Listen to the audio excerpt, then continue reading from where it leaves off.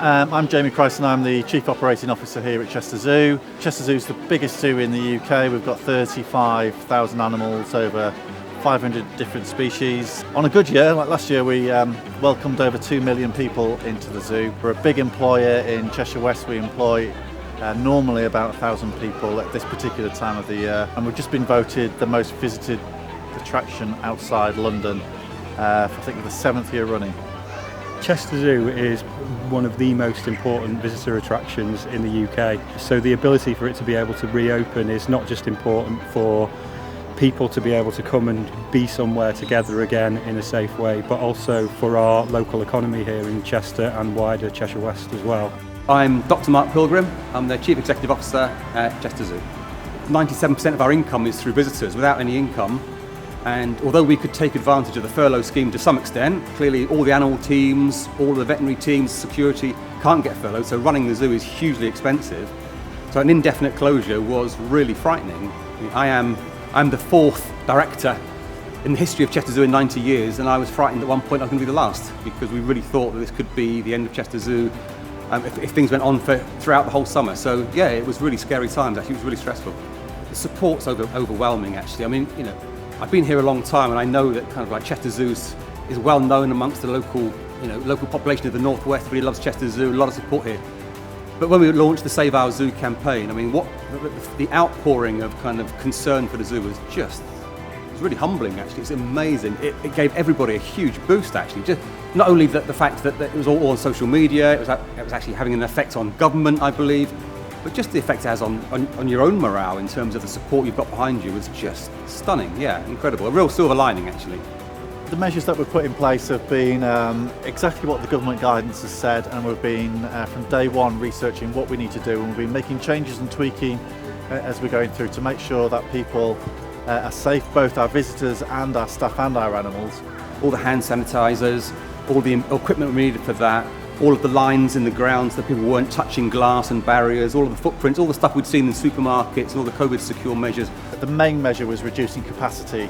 Normally on a busy July day we may welcome up to 12,000, 15,000 people into the zoo, and we've reduced our capacity to make sure that people are able to socially distance. Originally at 2 metres and now 1 metre plus. However, at the zoo we are trying to keep people 2 metre distance where possible.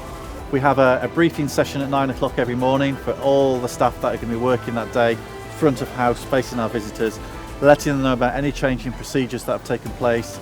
We start to let our visitors in at 9:30 in the morning. They can go into part of the zoo, and then the full zoo opens at 10 o'clock, and that's just to make sure that we constantly keep people staggered and distanced through the day. We're trying to connect people with wildlife. We want people to have a fantastic time and appreciate nature, so kind of like it's really important they have fun. I'm Hannah Owens. I'm Assistant Team Manager of the Drafts here at Chester Zoo. It was so fantastic when we got the OK to reopen, because without the public we're not a zoo. It was fantastic to see the families coming back. As a mother myself, it was really nice to see young families, children enjoying themselves. It's so important that the zoo reopened, and yeah, we're really happy that we got the go-ahead. We're living in unprecedented times. There's nobody who's got kind of the knowledge for how to deal with the situation that we're in at the moment, so innovation is really, really important, and I think the businesses that have been able to adapt to a new kind of normal are the ones that have been able to cope with this the best, and I think it's really important that councils like ours are able to support and learn from businesses that are doing this well, like Chester Zoo. The next phase for us really is a post-COVID recovery strategy, and working out how long and what we need to do to get back to where we were pre-March of this year, and that's going to take a number of years for us to fulfil. And we know that investing in new projects and new exhibits and new things to the public is what sustains our visitor growth. So putting a whole cap on all of our capital is the first thing we do, and that's, of course, it's the right thing to do right now. We've got to control our costs, but long term we know that we've got to invest in the zoo in order to go forward. So there's again, it's a balancing act of how we kind of control costs but also look forward. It could be 3, 4, 5 years before we get back to where we need to be. I think the rest of this year is going to be about managing the changes in government policy, and 2021 is going to all be about becoming more resilient, be able to recoup some of the finances that we lost during this year and make ourselves much more stable than we have currently been over the last few months, and then be able to start to reinvest again. Cheshire West and Chester Council is already really set up for providing support to businesses. We do it now, we do it anyway, and this period through the pandemic is no different. I think our approach to this has all been about planning for the recovery way in advance.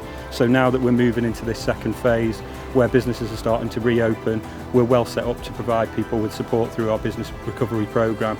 And my recommendation would be to visit the Let's Talk Business Cheshire West website to have a look at what information and support is available to you for your particular business, and to get in touch so that we can start helping you to get re-enabled and get reopen again.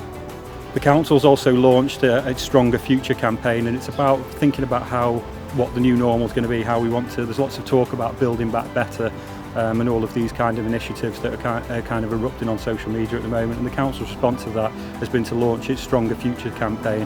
And I'd recommend that anybody goes and takes a look at cheshirewestandchester.gov.uk, Stronger Futures, and give us your ideas about what you think the future looks like and how it should be, so that we can all build it together.